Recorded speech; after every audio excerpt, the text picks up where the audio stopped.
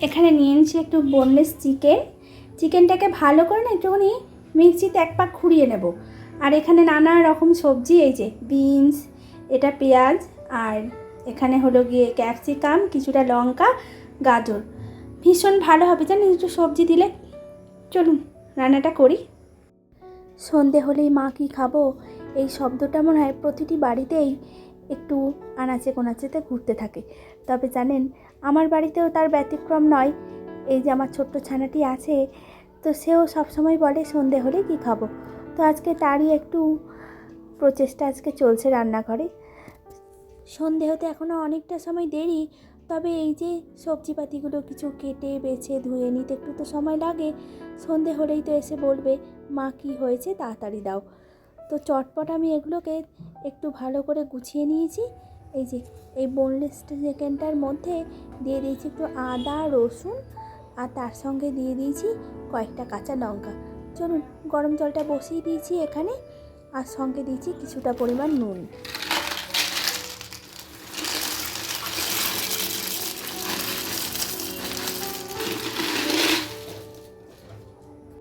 প্রতিটি বাড়িতেই সন্ধেবেলা একটু চাউমিন বা নুডলস হলে বাচ্চাদের মনটা একদম হাসি খুশিতে ভরে যায়। তেমনি আমার বাড়িতেও জানেন এই সোহাগ এত বায়না করে এইসব নুডলস। সোহাগের চোখে অ্যালার্জি হওয়ার পর থেকে আমাদের ওই চিকেনটাই একটা ভরসার জায়গা হয়েছে। আর ডিম তো খাওয়াই যাচ্ছে না, মানে ডিম খেলেই যদি আবার নানা রকম অসুবিধা হয় সেই ভয়ে আর আমরা ডিমটা কোনো খাবারেই আর ইউজ করতে পারছি না। ডিম, চিংড়ি মাছ যেগুলো খেলে আর কি মানে অ্যালার্জিটা ফিরে আসবে। তবে সেটা না হলেই ভালো, খাওয়াটা কিছুদিন বন্ধ থাকুক, তাতেও যদি শান্তি পাই বা স্বস্তি পাই তাতেই হয়তো আমাদের লাইফে একটু শান্তি নেমে আসবে, আর কিছুই না। তবে সোহাগ আজকে কী বলছে একটিবার শুনবো। চলুন বাইরেটিতে যাই। এখন ওই যেখানে বাবা বসে আছে, চন্দন আর কি, সেখানে ও বসে আছে।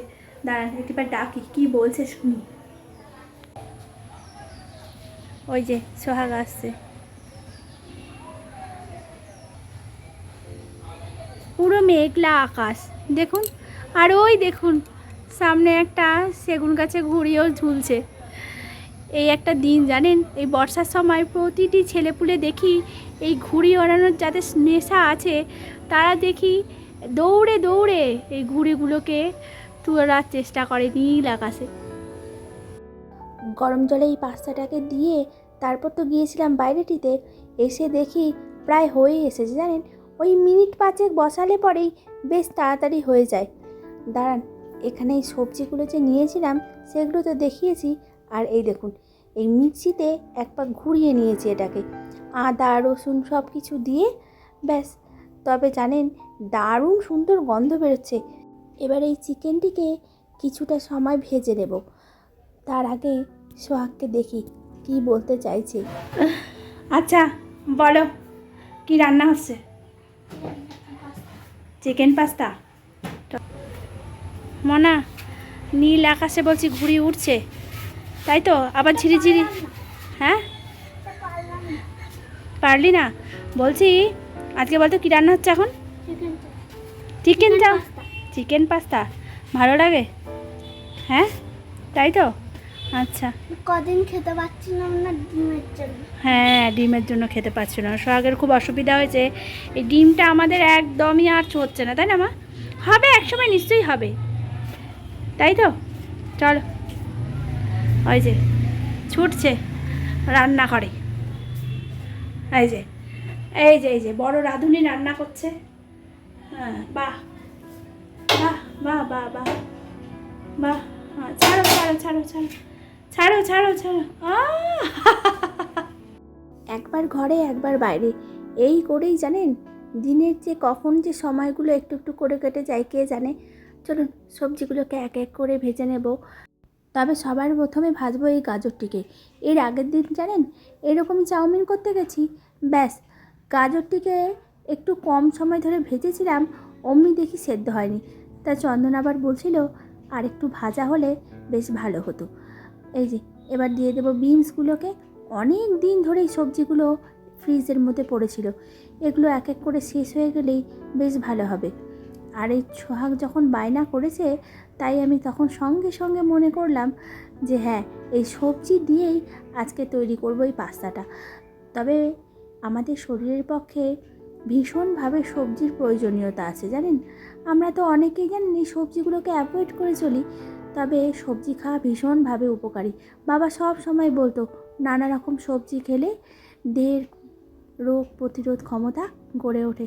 সন্ধ্যা এখন হয়ে গেছে, সোহাগ এদিকে সন্ধে দিতে বসেছে। আজকে আমার একটু তাড়া আছে, দেখতেই পাচ্ছেন, তাই সোহাগকে বললাম দে তো দুটো ধূপকাঠি জ্বালিয়ে। অমনি বসে পড়লো। তবে জানেন, দুই একদিন নানা রকম সুবিধা অসুবিধেতে এই সোহাগই আমার একমাত্র ভরসা হয়ে ওঠে। বলি যে ঠাকুরটাকে একটু পুজো দিয়ে দে, ব্যাস সঙ্গে সঙ্গে দিয়েও দেয় জানেন, কখনো না করে না। চন্দন বিভিন্ন রকম কালেকশান এনেছে শাড়ির, কোনো এক সময় আপনাদেরকে এগুলো শেয়ার করব। প্রদীপটা ধরিয়ে দিল। একটাই কথা বলবো, রাধারানী সোহাগের মঙ্গল করো, ব্যাস এইটুখানি। চলুন, হয়ে গেছে, আবার একটু রান্নাঘরের দিকে যাই। এদিক ওদিক ছুটোছুটি করতে করতে রান্নাটাই এখনও শেষ করতে পারিনি। ওই যে ওদিকে দেখুন বারবার করে বলে চলেছে, মা তোমার রান্নাটা কি শেষ হলো? নানা রকম কাজ তোমাকে আমি করে দিচ্ছি, কিন্তু বকশিস হিসাবে তুমি আমার পাস্তাটাই তৈরি করে দিচ্ছ না। আজ 7-8 বছর বয়স হয়ে গেল জানেন, কখনো তেতো খায়নি। তা মা সব সময় বলে যে একটু তেতো খাবি তো, তেতো স্বাস্থ্যের পক্ষে একটু ভালোই হয় জানেন, ওই সপ্তাহে একটি দিন। তবে কে কার কথা শোনে। সোহাগ বলছি একটু ওই তেতো খেতে পছন্দ করে না। এখানে চিকেনটাকে দিয়ে দিলাম, সব কিছু সবজিগুলোই হালকা হালকা করে ভেজে নিয়েছি, সেদ্ধও হয়ে গেছে। আর এই চিকেনটাকে সামান্য কিছুক্ষণ সময় ধরে একটু নাড়াচাড়া করে নেব, তাহলেই ব্যাস হবে। দেখতে দেখতে জানেন প্রায় আবার রথযাত্রাটাও চলে এলো। বেশ ভালো লাগে জানেন। এর আগের বছর তো আপনাদেরকে দেখিয়েছি রথের কি পরিমাণ দাম হয়, বিশেষ করে ছোট ছোট কাঠের রথগুলো। তবে ইচ্ছেও ছিল একটি নেওয়ার, কিন্তু কোনো রকম কারণ অকারণে আর সেটা হয়েই উঠলো না। এখানে চিকেনটাকে ভালো করে একটু ভেজে নেব, কিন্তু তার জন্য তো অনেকটা সময় দরকার। দাঁড়ান, তার আগে দেখি এই পাস্তাটা ঠিকঠাক করে সেদ্ধ হয়েছে কিনা। গাজর, ক্যাপসিকাম আর সবজিগুলো যখন ভাজছিলাম তখন জানেন অল্প পরিমাণ তেল দিয়েছিলাম। তবে এখন দেখলাম একটু তেলটা বেশি না দিলে আর চলছে না, নাহলে এই চিকেনগুলো ভালো করে আর ভাজা হবে না, তাই কিছুটা পরিমাণ তেলও দিয়েছি। তবে আজকে দেখতে পাচ্ছি এই চিকেনের গন্ধে সারাটা বাড়ি ম ম করছে জানেন, এত সুন্দর গন্ধ বেরিয়েছে। সবজিপাতি দিয়ে দারুণ সুন্দর হয়। দাঁড়ান ওই ইয়েটা তোর দিদার বাড়ি থেকে ওই ইয়েটা নিয়ে আসবো। এটা কি করবো এখন? কি বলতো, এখন আমাদের খাতাটা দেখি। গম গম, আছে আমাদের? হ্যাঁ আছে আছে। ওটা রাখবে? গম আছে? রাখবে, হ্যাঁ গম আছে তো পরে। ও, হ্যাঁ। দেখি দেখি একটু দেখিয়ে নিয়ে যাও। আয়না দেবো, আর একটা আনবো। হ্যাঁ আদর করে দে। হ্যাঁ, যাও হাত ধুয়ে না, হাত ধুয়ে না মা, হাত ধুয়ে না। পাখিটাকে দেখে মনটা বেশ ভালো হয়ে গেল। কি সুন্দর পাখিটা উড়ে উড়ে আকাশে বেড়াচ্ছিল, ঠিক বাড়িতে এসে পড়লো। আর উঠতেই পারছে না জানেন। চলুন এটাকে কিছুদিন যত্ন আত্তি করি, তারপর এটাকে ছেড়ে দেব। নীল আকাশি পাখিদের ঠিকানা হয় ঠিকই, তবে জানেন কিছু কিছু সময় যদি একটু উপকারে লাগতে পারি, ও একটু অসুস্থ আছে, তারপর কিছুদিন পরে একটু খাইয়ে তাইয়ে তরতাজা হলে পরে ব্যাস তারপর তাকে ছেড়ে দেওয়া। চলুন হয়ে এসেছে, এবার দিয়ে দেবো পাস্তাটা। অনেকটা সময় হলো জানেন, আর কিছুক্ষণ ধরেই আমাকে বলে চলেছে আর কতক্ষণ সময়।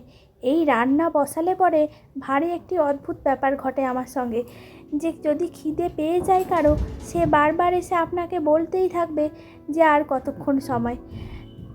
সব কিছু ভাজা হয়ে গেছে, এরপর দিয়ে দেবো পাস্তাটা।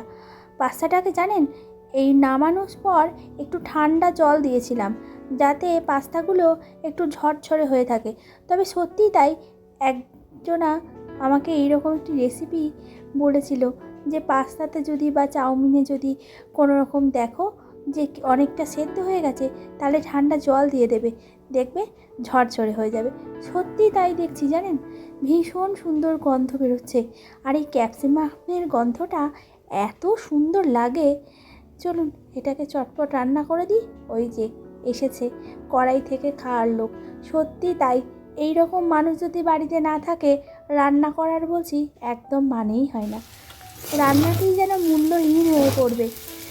দাঁড়ান আরেকবার জিজ্ঞেস করি যে আর একটু নেবে কি না। সামনেই দাঁড়িয়ে আছে, পারে। একটিবার জিজ্ঞেস করি যে নেবে কি না।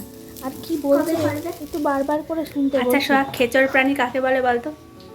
যারা উঠতে পারে তাদেরকে খিচুড়ি পানি বলে। উদাহরণ? পাখি। পাখি? কি কি পাখি উঠতে পারে? সব পাখি মোটামুটি উঠতে পারে, সব পাখি উঠতে পারে। শুধু আচ্ছা, উট পাখিটা উঠতে পারে না। তাহলে সবচাইতে বড় পাখির নাম কি? উট, উট পাখি। আচ্ছা তার জন্য উঠতে পারে। আচ্ছা আচ্ছা।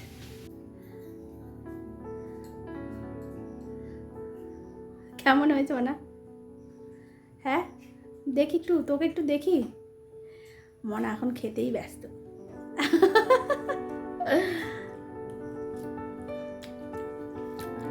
ভালো হচ্ছে তো? চলো।